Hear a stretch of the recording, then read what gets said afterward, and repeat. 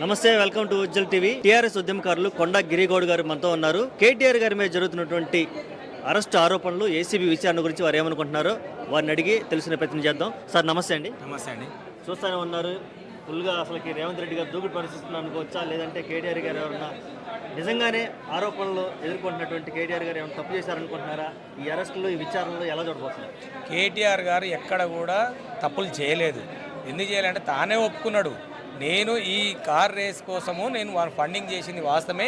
మళ్ళీ మా గవర్నమెంట్ వస్తే ఇక్కడికి వచ్చిన తర్వాత వాళ్ళు ఇక్కడ పార్టిసిపేట్ చేస్తారన్నారు కాబట్టి దానికోసం ఫండింగ్ ఇచ్చిన అన్నాడు. ఫండింగ్ ఇచ్చేటప్పుడు కోర్టు కూడా చెప్పింది ఏమని, బ్యాంకు వాళ్ళు తప్పు చేసినప్పుడు కేటీఆర్ గారు తప్పు కాదు. ఇక్కడ ఇవాళ హైదరాబాద్ని ఒక ప్రపంచ స్థాయిలో తీసుకుపోయినటువంటి వ్యక్తి కేటీఆర్ గారు. అలాంటప్పుడు ఆ రోజే చెప్పిండు, అసెంబ్లీలో చర్చ పెట్టండి, 4 గోడల మధ్య అవసరం లేదు, చర్చ పెడితే చర్చకు నేను సహకరిస్తాను, మీరు ఏం జరిగింది కూడా నేను చెప్తాను అని చెప్పినటువంటి వ్యక్తి కేటీఆర్ గారు. ఇవాళ డైవర్స్ పాలిటిక్స్ చేయడానికే ఈ రేవంత్ రెడ్డి గారు ఈ అక్రమ కేసులు పెడుతున్నాడు. ఎందుకు అక్రమ కేసులు పెడుతున్నాడంటే తనకు చేతగాని పరిపాలన జరుగుతున్నది, నా చేతనైతే లేదు. ఇవాళ 1,38,000 కోట్ల రూపాయలు అప్పు చేసి కూడా ఎక్కడ కూడా ఒక స్టోన్ వేసిన బాపతి కాదు, ఒక కంపెనీ తీసుకొచ్చిన బాపతి కాదు.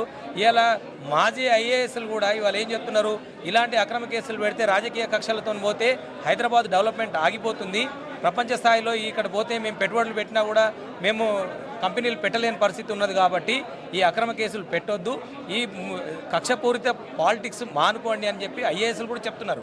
అలాంటప్పుడు ఇవాళ రేవంత్ రెడ్డి గారు ఇవాళ కాళేశ్వరం అన్నాడు, కాళేశ్వరం తప్పుదోవ పట్టించిండు, కొన్ని రోజులు లంగచర్ల తీసుకొచ్చిండు, కొన్ని రోజులు అల్లు అర్జున్ తీసుకొచ్చిండు, కొన్ని రోజులు మూసి తీసుకొచ్చిండు. ఇలా మూసీలో జనాలు లేచేసరికి ఏం చేసిండు, ఒకదానికొకటి పొంతన లేకుండా డైవర్స్ పాలిటిక్స్ చేస్తున్నాడు ఇవాళ.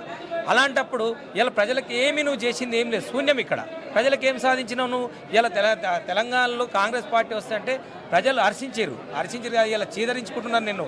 ఇవాళ ఈ పార్టీకి మేము ఓటేసినందుకు మేమే బాధపడుతున్నామని ప్రజలే ఒప్పుకుంటున్నారు. అలాంటప్పుడు ఈ కార్ రేస్ గురించి, ఈ అక్రమ కేసుల గురించి కేటీఆర్ని అరిచేతిని అడ్డం పెట్టి సూర్యకాంతిని ఆపలేము, ఇవాళ అక్రమ అరెస్టులతోని కేటీఆర్ని కూడా నువ్వు ఆపలేవు.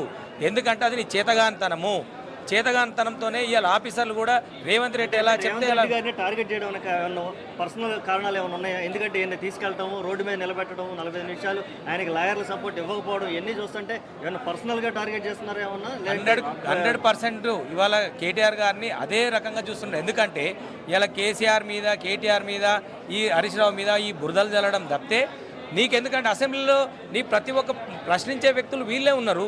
నువ్వు దానికి సమాధానం చెప్పలేక నేను ఎలాగో వీళ్ళని డైవర్ట్ చేయాలి, ప్రజల దృష్టిని మళ్లించాలంటే నేను ఈ రకంగా కేసులు వీళ్ళని విరికించాలని ఆలోచన చేస్తాను. అయినా ఏ కేసులు పెట్టినా మాకు ఎలాంటి భయం లేదు. ఎందుకంటే నికాసుగా తను ఒప్పుకున్నటువంటి వ్యక్తి కేటీఆర్ గారు. ఆ కేసులకు భయపడవలసిన అవసరం మాకు లేదు. కోడిగుడ్డు మీద ఎంటికలు బిక్తనో ఇంకేదో చేస్తా అంటే ప్రజలు చూస్తున్నారు. ఎలా ప్రజలు 4 కోట్ల ప్రజానికము ఖచ్చితంగా చూస్తుంది. ఇలా ఇప్పుడు ఎలక్షన్ పెట్టినా కూడా బంపర్ మెజార్టీతో బీఆర్ఎస్ పార్టీని గెలిపించడానికి సిద్ధంగా ఉన్నారు. నువ్వు ఇవన్నీ పెట్టి ఇప్పుడు కేటీఆర్ అరెస్ట్ చేసి లోపటేసి స్థానిక సమస్యలు ఎలక్షన్ పోదాం అనుకుంటున్నావు, కానీ నీకు ప్రజలే గుణపాఠం చెప్పడానికి సిద్ధంగా ఉన్నారు. ఓకే, రాష్ట్ర సాధన కొరకు ఎన్నో కార్యక్రమాలు, ఉద్యమాల్లో పాల్గొన్నాం. మీరు రేపు రేవంత్ రెడ్డి గారి మీద ఒకవేళ కేటీఆర్ గారు కనుక అరెస్ట్ అయితే ఏమైనా ఉద్యమాలు తీసుకొచ్చే అవకాశాలు ఏమైనా కనిపిస్తున్నాయి? మేము శాంతియుతంగానే ఉద్యమాలు చేస్తాము, మేము అరాచకాలు చేయము. ఎందుకంటే శాంతియుతంగానే ముందుకు పోతాము, శాంతియుతంగానే ఎదుర్కొంటాం. మేము కేటీఆర్ని అరెస్ట్ చేసినా కూడా ఇవాళ ప్రతి ఒక్క పౌరుడు నిరసన తెలపడానికి సిద్ధంగా ఉన్నారు. ఇవాళ తెలంగాణ రాష్ట్రంలో ఇవాళ బాధపడుతున్నారు. అరే ఎందుకు ఈ కాంగ్రెస్ పార్టీని మనం గెలిపించుకున్నాము, రైతులకు నువ్వు చేసింది ఏం లేదు, ఇలా రుణమాఫీ లేదు, రైతు బీమా లేదు, ఇవాళ కళ్యాణ లక్ష్మి లేదు, నువ్వే అన్నావు. ఇవాళ లగ్గం పెట్టుకోగానే రేపు పోగానే నీకు లగ్గం పెళ్లి ముందే నీకు 1,00,000 రూపాయలు ప్లస్ తులం బంగారం అన్నావు. ఎక్కడ పోయింది తులం బంగారము? 2,500 నిరుద్యోగ వృత్తి ఎక్కడ పోయింది? 4,000 రూపాయలు పింఛన్ ఎక్కడ పోయింది? నువ్వు ఏది ఒక్కటన్నా నువ్వు అమలు చేయగలిగినవా? నువ్వు 6 గ్యారంటీలు అమలు చేయలేదు, 420 హామీలు ఇచ్చినవు. ఏదొకటన్నా అమలు చేసి ప్రజలకు ఇలా నేను మంచి చేసినా ఎక్కడన్నా చూపించగలుగుతావా? ప్రజలతో చర్చకు వస్తావా? నువ్వు రాలేవు. మూసిని డైవర్ట్ చేసి కొన్ని రోజులు మూసితోనే ఆడుకున్నావు, ఇలా హైడ్రాతోనే ఆడుకుంటున్నావు. ఇలా ఏం చేస్తావు నువ్వు? ఇంకా మమ్మల్ని ఎన్ని అరెస్టులు చేసినా ప్రజలే చూస్తున్నారు, ప్రజలే నీకు గుణపాఠం చెప్తారు. నువ్వు ఖచ్చితంగా రేవంత్ రెడ్డి గారికి, ఎందుకంటే తను ఒక పోర్ట్ఫోలియో చేసినోడు కాదు, గవర్నమెంట్లో ఉన్నోడు కాదు, ప్రతిపక్షంలో ఉండి నువ్వు ఏం మాట్లాడతావో నీకే తెలియదు. ఇవాళ నీ మంత్రులే నీకు ఇజ్జత్ ఇస్తలేరు. ఇవాళ అలాంటి పరిస్థితి ఇవాళ రేవంత్ రెడ్డి పరిస్థితి. ఒక్కసారి తెలంగాణ ప్రజలు మొత్తం ఆలోచిస్తున్నారు. ఖచ్చితంగా రేవంత్ రెడ్డి గారికి గుణపాఠం చెప్తారు. ఓకే అండి, థ్యాంక్ యూ.